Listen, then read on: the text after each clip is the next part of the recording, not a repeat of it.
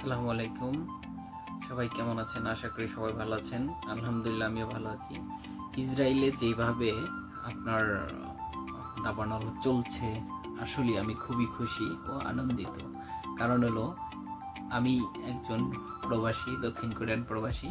আমি মনে করি যে ইসরায়েলে যেভাবে দাবানলগুলো চলতেছে, এই ইসরায়েলকে এই দাবানলের মাধ্যমেই ধ্বংস করে দেবে ইনশাল্লাহ। আর এটাই দেখেন, ইসরায়েলিদের একটা নির্মম ভাবে যে গণহত্যাটা, সেই গণহত্যাটা কিন্তু আল্লাহ বিচার করে দিচ্ছে। অর্থাৎ আল্লাহ বিচার করলে তো হবে না।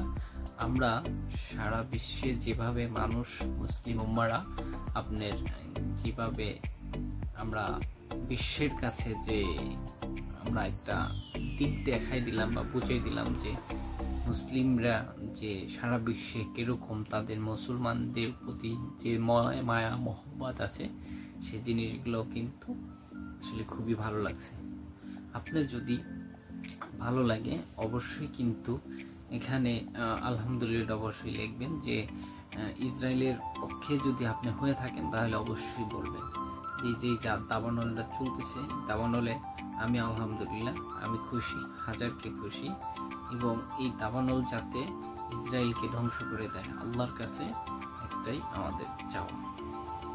আর একটা বিষয় হলো, দেখেন আমরা কখনো মুসলমানদের বিধর্মীদের উপরে কখনো অত্যাচার আমরা করি না।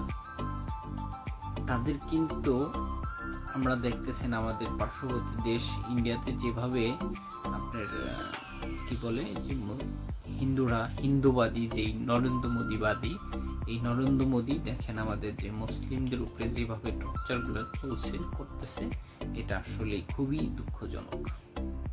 সবাই ভালো থাকবেন, সুস্থ থাকবেন, ইসরায়েলের পক্ষে কথা বলবেন। আলহামদুলিল্লাহ।